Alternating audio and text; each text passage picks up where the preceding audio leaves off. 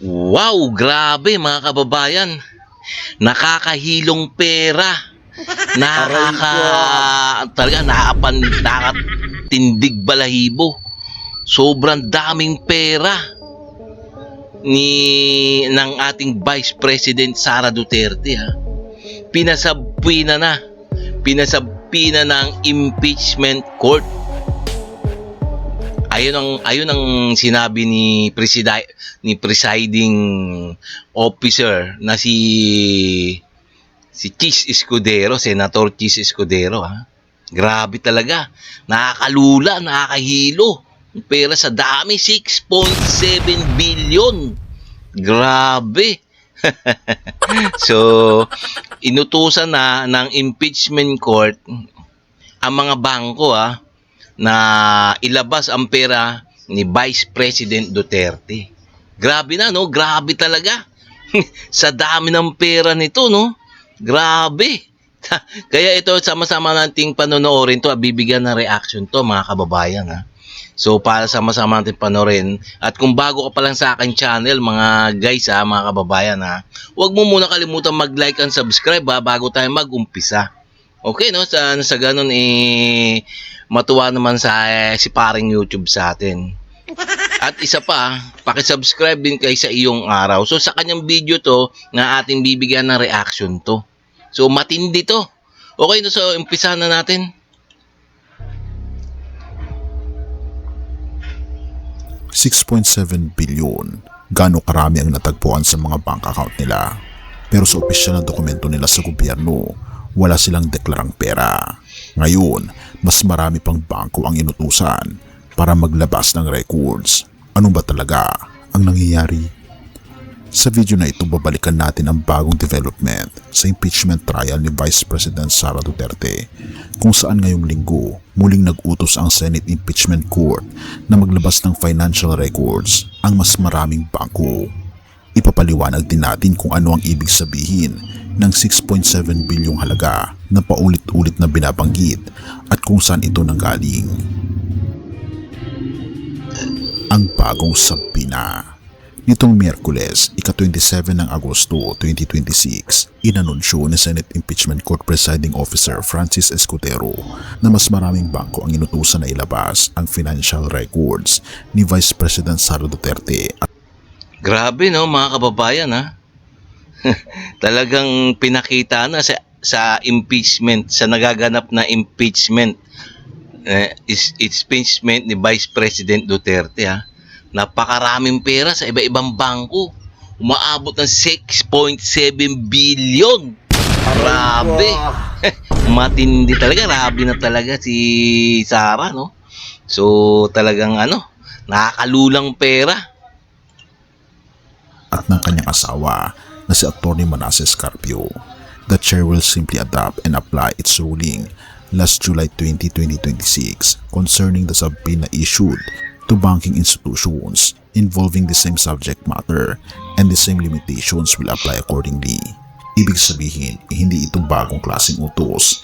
Sinusunod lang nito ang parehong parametro at limitasyon na ginamit noong unang subpoena noong Hulyo 20. No generalized blanket invocation of attorney-client privilege shall excuse compliance at this time.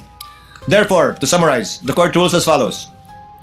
The request for subpoenas directed to the concerned banking institutions covering the accounts of respondent, Attorney Manasseh Scarpio, separately or jointly, the partnership of Scarpio lawyers, and the 19 listed corporate entities is granted.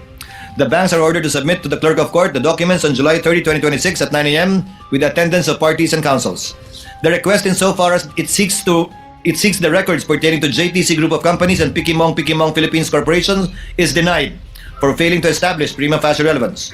The subpoenas granted shall apply only to peso-denominated accounts relevant to Article 2. Foreign currency deposits are excluded absent the written consent of the respective depositors.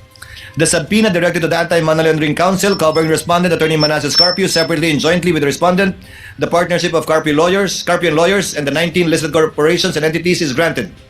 The request insofar as it seeks records pertaining to JTC Group of Companies and Pikimong Philippines Corporation is denied for failing to establish prima facie relevance.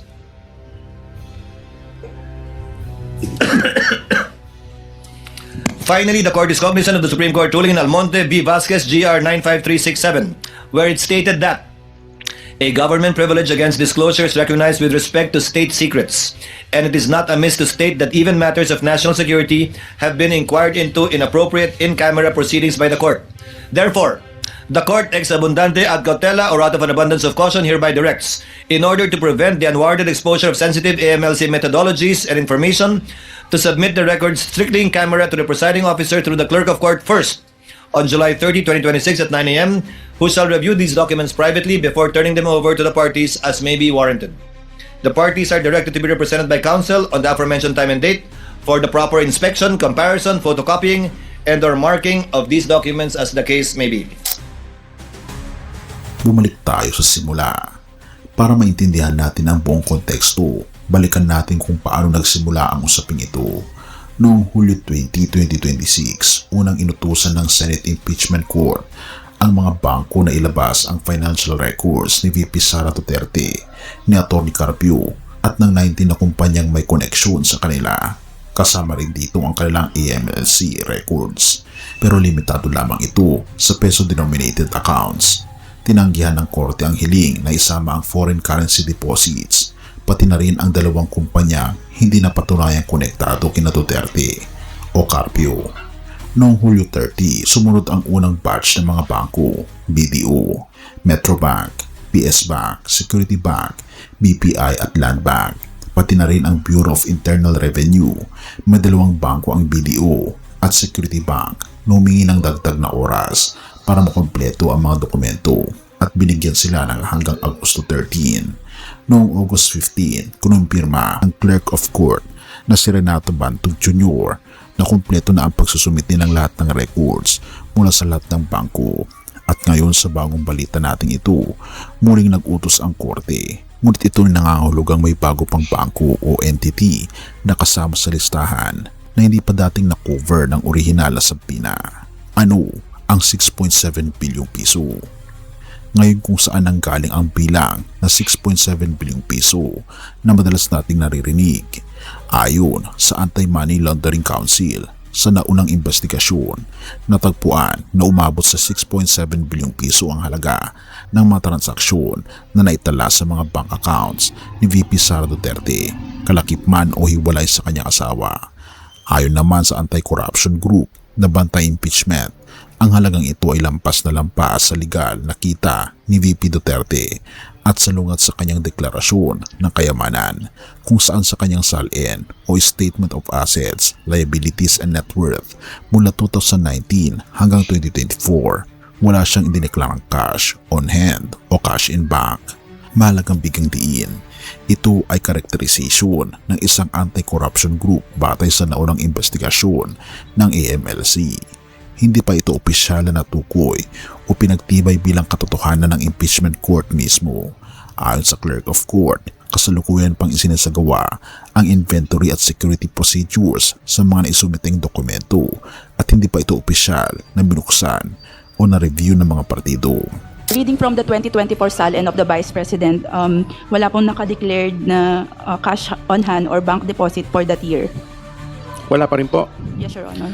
So sa madaling salita, yung kanya pong cash na dineclare was only from 2007 up to 2018. Tama po ba? Based on our received copies of the SALN, Your Honor, yun po yung lumalabas na years na meron po siyang declared cash on hand and bank deposits. At noong 2019 at 2024, kahit na 5 po, wala po siyang dineklara na cash at saka cash on hand. Tama po ba? Based on the submitted SALN, Your Honor, wala pong nakalagay na cash on hand or bank deposits. Kahit 5 po? Wala pong nakalagay, Your Honor. Hindi, wow. Bakit mahalaga ito? Ang mga financial records na ito ay direktang konektado sa ikalawang artikulo ng impeachment laban kay VP Sara Duterte. Ang paratang ng unexplained wealth at dishonesty sa kanyang SALN declarations. Kung mapapatunayan ng ebidensya na may malaking hindi na ipaliwanag na kayamanan, ito ay magiging mabigat na parte ng kaso laban sa kanya. Pero kung maipapakita naman ng depensa na may lehitimong ipaliwanag ang mga transaksyong ito, maaari itong maging depensa laban sa akusasyon. Kaya naman, ngayong lalong dumadami ang mga bangkong kasangkot at habang tuloy-tuloy ang pag-iimbestiga, mas lalo pang lumalalim ang usapin ng pananalapi sa buong paglilitis na ito. Higit sa salapi, ang tunay na kayamanan. Habang pinag-uusapan natin ang bilyong-bilyong piso, ang mga bank account at ang katanungang saan ba talaga nanggaling ang kayamanan, mayroon tayong dapat alalahanin na higit pa sa salapi, sapagkat kahit gaano karami ang maipon ng tao sa mundong ito, walang halaga ito kung walang kaligtasan ng kaluluwa. Sinasabi sa Mateo 16 verse 26. Okay, mga kababayan, no? Nakakalula talaga, no? Nakakalula talaga ang pera ni Vice President Sara Duterte at ng kanyang asawa, no? So, ayun ang pinasabpina ng impeachment court na ang presiding officer nga ay sino ba to? Si Chis Escudero, Senator Chis Escudero. So talagang it's a big help para kay Senator Chis Escudero to, no? Na ipasabpina ang mga iba't ibang bangko na nasasangkot o may pera si Vice President Sara Duterte. So matindi talaga. Malupit talaga, napakaraming pera talaga, no? So abangan natin itong impeachment trial nito kay Vice President Sara Duterte, no? So talagang matibay na ebidensya talaga to. So ewan natin kung kung makakawala pa to. Matindi. Pwede rin naman kayo mag-comments dyan, mga kababayan, no? Kung ano ang inyong saloobin. Okay, no? So hanggang dito na lang tayo, hanggang sa muli, no? Abangan natin yung mga pera ng 6.7 billion ni Vice President Sara Duterte. Napakarami talaga, 6.7 billion. Grabe, no? Abangan natin to. So, bago tayo magtapos, please, mag-like and subscribe na lang muna sa ating YouTube channel, bago tayo magtapos. Okay, no? So, maraming salamat.